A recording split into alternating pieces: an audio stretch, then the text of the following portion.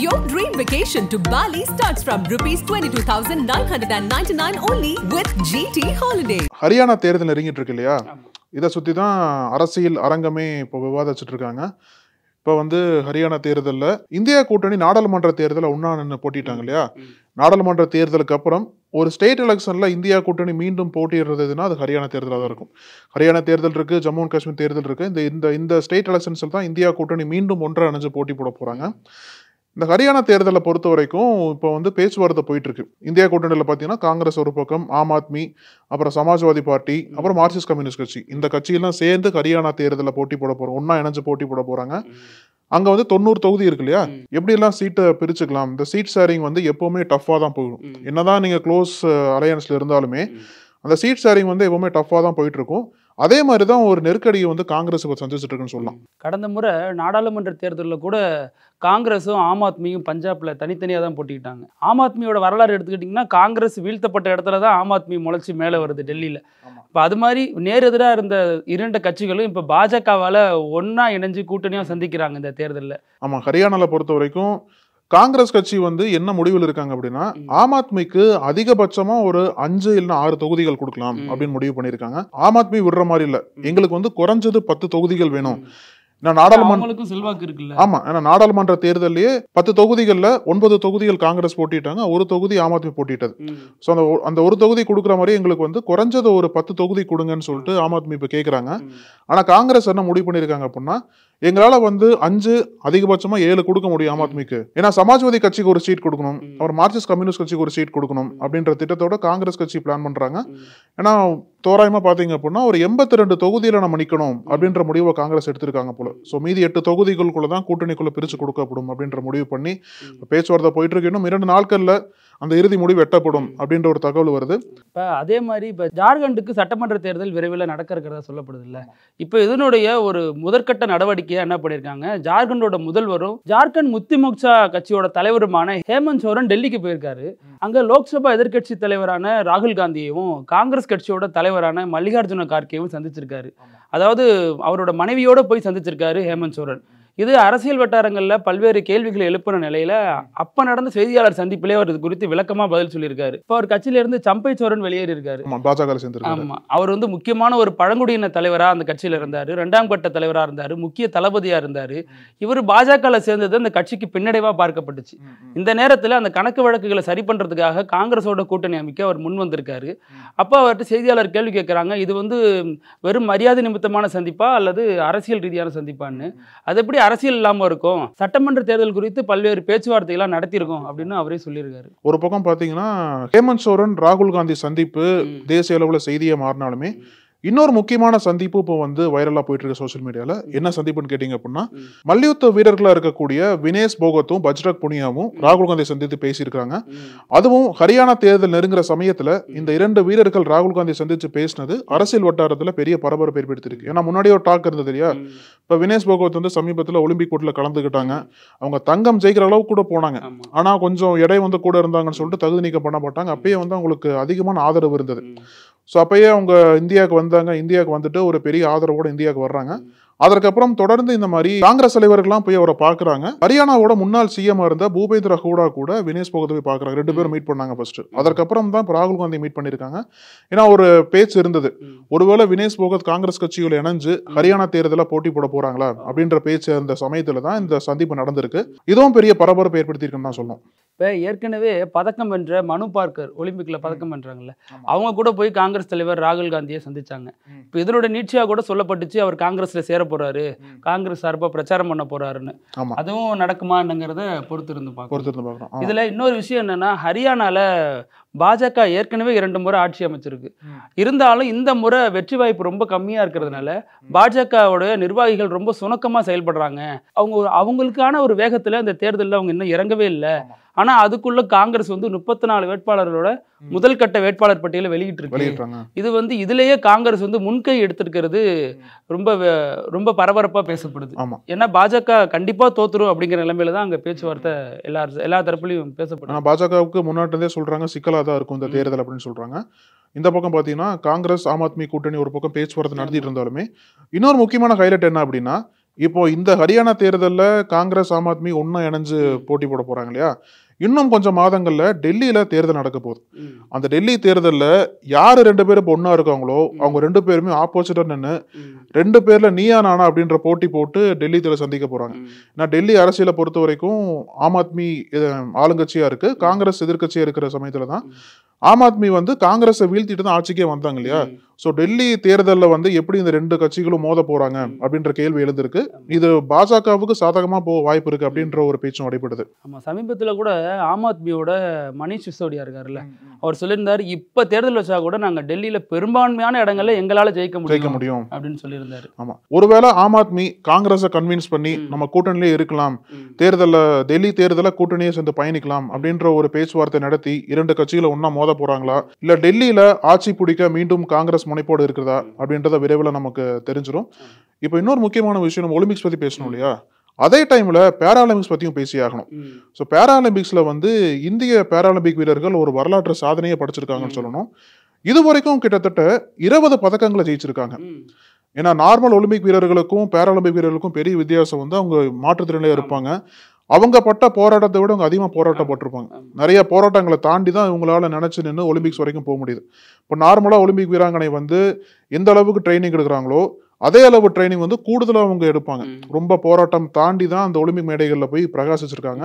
இதுக்கு முன்னாடி நடந்த ஒலிம்பிக் போட்டியிலேயே இந்தியா வந்து 6 பதக்கங்கள் தான் ஜெயிக்க முடிஞ்சது. ஆனால் இந்த பேராலிம்பிக் போட்டியில் பேராலிம்பிக் வீராங்கனைகள் 20 பதக்கங்களை இந்தியாவுக்கு வாங்கி கொடுத்திருக்கிறது வரலாற்று சிறப்பு நிகழ்வாக தான் பார்க்கப்படுது. இதுல நம்ம சேலத்துல இருந்து போன மாரியப்பன் தங்கவேல் கூட இப்போ ஒரு பதக்கம் வென்றிருக்காரு. இதனால இதுவரைக்கும் மொத்தம் 3 பதக்கம் வென்ற ஒரே தமிழர் அப்படிங்கிற பெருமையும் அவருக்கு சேர்ந்திருக்கு. இப்ப சாதிவாரி கணக்கெடுப்பு நடத்தணும்னு தமிழகத்திலையும் இந்தியாவிலையும் பல்வேறு குரல்கள் ஒலிக்க தொடங்கி இருக்கு. இந்த விவகாரத்துல இப்ப RSS வெளியிட்ட ஒரு கருத்து வந்து பாஜகவையே அதிர்ச்சிக்குள்ளாக்கி இருக்கு. ஆமா, உண்மையிலே வந்து இந்த பதில பாஜக காரங்க எதிர்பார்த்திருக்க மாட்டாங்க. சமீபத்தில் கேரள மாநிலத்தில் பாலக்காடுல நடந்த RSSோட நிகழ்ச்சியில RSSோட தலைவர்கள் ஒருவராக இருக்கக்கூடிய சுனில் அம்பேத்கர் ஒரு பேச்சு நிகழ்த்தினார். அந்த பேச்சு தான் பாஜகவையும் தாண்டி இந்தியா முழுக்க ஒரு பெரிய கவனத்தை பெற்றது. என்னன்னா அவர் வந்து ஜாதிவாரி கணக்கெடுப்புக்கு ஆதரவா பேசுறார்.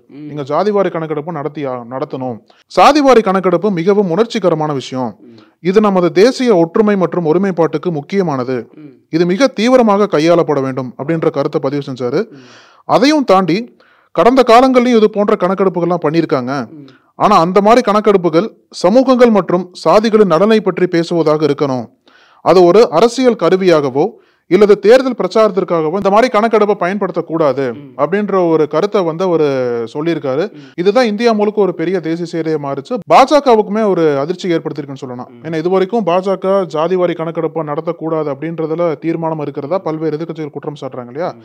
இந்த நிலையில பாஜகவோட தாயமைப்பா இருக்கக்கூடிய RSSே வந்து இந்த கணக்கெடுப்பு நடத்தணும் அப்படின்ற ஒரு கருத்தை தெரிவிச்சிருக்கிறது அரசியல் வட்டாரங்களில் பெரிய பேசு பொருளாக மாறி இருக்கு. ஏன்னா இதுக்கு முன்னாடி தான் பீகாரில் முன்னாள் முதல்வரான லல்லு பிரசாத் யாதவ் ஒரு ஸ்டேட்மெண்ட் சொல்லியிருந்தார். அதாவது RSSம் பிஜேபியும் எப்படி ஜாதிவாரி கணக்கெடுப்பு நடத்தக்கூடாதுன்னு சொல்றது, இது வந்து நம்ம தாழ்த்தப்பட்டோர் OBC எல்லாம் ஒன்று கூட வேண்டிய நேரம், அவங்களோட காதை பிடிச்சி உட்கார வச்சு நம்ம ஜாதிவாரி கணக்கெடுப்பு நடத்தியே தீர வேணும் அப்படின்னு ரொம்ப ஸ்ட்ராங்கான ஒரு ஸ்டேட்மெண்ட் கொடுத்திருந்தாரு. இப்போ இந்த நிலையில RSS இப்படி ஒரு ஸ்டேட்மெண்ட் கொடுத்தாங்க. நாடாளுமன்ற தேர்தல் சமயத்திலே கூட காங்கிரஸோட தேர்தல் வாக்குறுதிகள்ல இதுவும் ஒன்றா இருந்தது. ஜாதிவாரி கணக்கெடுப்பு கண்டிப்பாக நடத்தப்படும் அப்படின்றத காங்கிரஸ் அழுத்தமாக சொன்னாங்க. தாண்டி பல்வேறு எதிர்க்கட்சிகளுமே இது நடத்தப்பட வேண்டும் சொல்லிட்டு ஓங்கி குரல் எழுப்பிட்டு இருந்த சமயத்தில் தான் இந்த மாதிரி ஒரு கருத்து RSS முகாமிலிருந்தே வந்திருக்கிறது நிச்சயமா ஒரு பெரிய கவனத்தை பெற்றிருக்கு. இப்போ சமீபத்தில் வந்து நெட்ஃப்ளிக்ஸ் வந்து ஒரு கருத்து வெளியிட்டிருக்கு. அதாவது இந்திய நாட்டு மக்களோட உணர்வுகளை புண்படுத்தாத மாதிரி தான் இனி வரும் தொடர்கள் நாங்கள் எடுப்போம் அப்படிங்கிற மாதிரி. அது காரணம் என்னன்னா IC-814 த காந்தகார் ஹைஜாக் அப்படின்னு ஒரு வெப் சீரிஸ் வெளியாயிருக்கு நெட்ஃப்ளிக்ஸ்ல. அது என்னன்னா நேபாளம் தலைநகர் காத்மண்டுலேருந்து இந்தியாவுக்கு வரக்கூடிய ஃப்ளைட் ஒன்றில் வந்து அந்த ஃப்ளைட்டை ஹைஜாக் பண்ணிடுறாங்க. அது தீவிரவாதிகள் ஹைஜாக் பண்ணிடுறாங்க. அது என்ன சொல்கிறாங்கன்னா பாகிஸ்தான் ஆதரவு தீவிரவாதிகள் அவங்க ஹைஜாக் பண்ணிடுறாங்க. ஹைஜாக் பண்ணும் பொழுது அவங்களுடைய பெயர் வந்து இந்துக்களோட பெயர்களாக வச்சுருந்துருக்காங்க, போலியான பெயர்கள்னு சொல்லப்படுது. அந்த பெயரையே படத்தில் பயன்படுத்தியிருக்காங்க. இந்துக்களுடைய மனதை புண்படுத்துது அப்படிங்கிறதால மத்திய தகவல் மற்றும் ஒலிபரப்புத்துறை அமைச்சகம் இது தொடர்பா விளக்கம் அளிக்க நோட்டீஸ் அனுப்பியிருந்து. இதன் நீட்சியா தான் நெட்ஃபிளிக்ஸ் வந்து இப்படி ஒரு கருத்தை வெளியிட்டு இருக்கு. இப்போ எப்படி இருக்குன்னா, இப்போ இதுக்கு முன்னாடி பல படங்கள்ல வந்து இஸ்லாமியர்களுடைய பெயர்கள் தான் பெரும்பாலும் தீவிரவாதிகளுக்கு வைக்கப்படும். இப்போ இந்த நேரத்தில் இந்துக்களுக்கு இப்படி வச்சிருக்காங்க, இது வந்து இந்துக்கள் மனசை புண்படுத்துது அப்படிங்கிறது ஒரு வாத பிரதிவாதங்களை ஏற்படுத்தி இருக்கு. கர்நாடகாவை சேர்ந்த பாஜக எம்பியும் மத்திய இணையமைச்சருமான சோபா கரண்ட்லாஜே மன்னிப்பு கேட்டிருக்காங்க இறுதியில. இவங்க மன்னிப்பு கேட்கணும் அப்படின்ற கோரிக்கை பல மாதங்கள் முன்னாடி எழுந்தது. அவங்க இப்பதான் இறுதியில மன்னிப்பு கேட்டிருக்காங்க.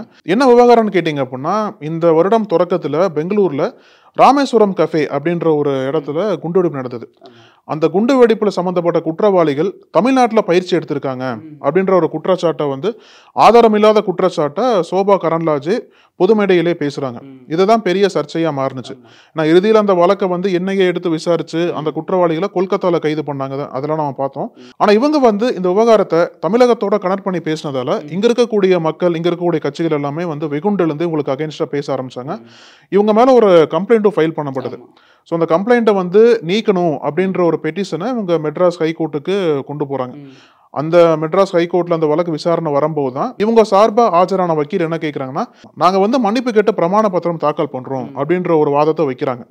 அதுக்கு நீதிபதிகள் என்ன சொல்றாரு அப்படின்னா, உங்களோட கிளைண்ட் வந்து பப்ளிக்கா தானே நீங்க வந்து இது பண்ணீங்க, பப்ளிக்கா தானே நீங்க வந்து பேசுனீங்க, ஸோ அதே மன்னிப்பை வந்து பப்ளிக்கா தான் கேட்கணும் அப்படின்ற ஒரு அறிவுறுத்தலை வந்து நீதிமன்றம் கொடுக்குது.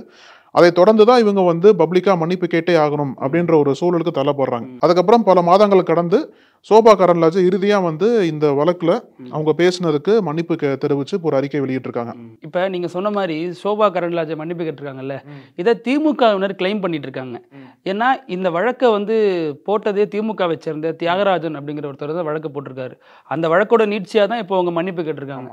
ஸோ இது வந்து எப்படி ட்விட்டர்ல சொல்லிட்டு இருக்காங்கன்னா, திமுக தொண்டர் முன் மண்டிக்கிட்ட மத்திய இணையமைச்சர் அப்படிங்கிற அளவுக்கு அதை அவங்க ட்ரெண்ட் பண்ணிட்டு இருக்காங்க. இன்னொரு முக்கியமான விசிட் வந்து பிரதமர் மோடி போயிட்டு இருக்காரு இல்லையா. இப்போதான் சமீபத்தில் வந்து யுக்ரைன் போனார், போலாந்து போயிட்டு இந்தியா திரும்பினவர். உடனே மலேசியா பக்கத்தில் இருக்கக்கூடிய புருனை அப்படின்ற நாட்டுக்கு வந்து போயிருக்காரு. இதுதான் வந்து இந்திய பிரதமர் முதல் முறையா புருனை நாட்டுக்கு சுற்றுப்பயணம் போற நிகழ்வா இருந்திருக்கு. அதனாலேயே நிறைய நாடுகளுக்கு இப்பதான் முதல் முறையா போறாரு. ஆமா, மோடி இப்போ வந்து புருனை நாட்டுக்கு போனது மிகப்பெரிய கவனம் பெற்றிருக்கு. ஒரு பக்கம் அவரோட வரலாற்று பயணம் கவனம் பெற்றாலுமே, இன்னொரு பக்கம் அந்த புருனை நாட்டோட சுல்தான் மீது அதிக கவனம் பெற்றிருக்கு. ஏன்னா அந்த புருனை நாட்டோட சுல்தான் வந்து தொடர்ந்து பேசக்கூடிய தலைவராக தான் இருக்காரு. 1967 ஆண்டுல இருந்து அந்த நாட்டோட சுல்தானா அவர் இருக்காரு. கிட்டத்தட்ட எவ்வளவு ஆண்டுகள் இமேஜின் பண்ணி பார்த்துக்கோங்க. அந்த அளவுக்கு அவருக்கான செல்வாக்கு அந்த நாட்டுல இருக்கு. இந்த சுல்தானோட பேர் வந்து ஹசனால் போல்கியா. இவருக்கு வந்து ஏராளமான சொத்துக்கள், அந்த சொத்துக்கள் மூலியமாவே வந்து பல்வேறு கின்ன சாதனைகளை படைச்சிருக்காரு. எந்த அளவுக்குன்னு கேட்டீங்க அப்படின்னா, அவர் கையில 7000 கார் இருக்கான். 7000 கார் வச்சிருக்காரு. அதுல வந்து 400 Rolls Royce car, 600 Ferrari car, அந்த மாதிரி பல லிஸ்ட்லாம் சொல்றாங்க. அது வந்து நமக்கு நினைச்சு கூட பார்க்க முடியல அவரோட சொத்து மதிப்புலாம். ஆமா, கேட்டாலே கிருகிறது இல்லையா. இவரோட அரண்மனை தான் உலகத்தில் இருக்கக்கூடிய மிக பிரம்மாண்டமான அரண்மனை. அதுக்கு ஒரு கின்னஸ் சாதனை கொடுத்துருக்காங்க.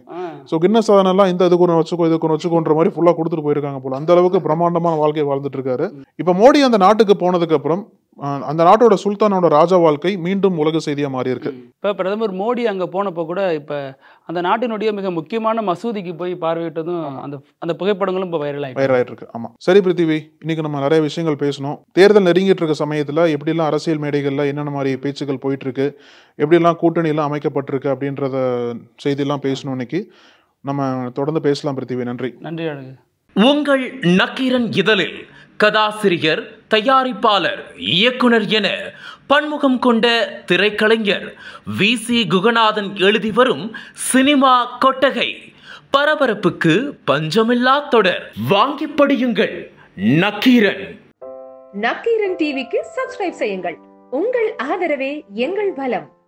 ஆசிரியர்களுக்கு நண்பனாகவும் மாணவர்களுக்கு ஆசானாகவும் திகழும் தேர்வு வழிகாட்டி.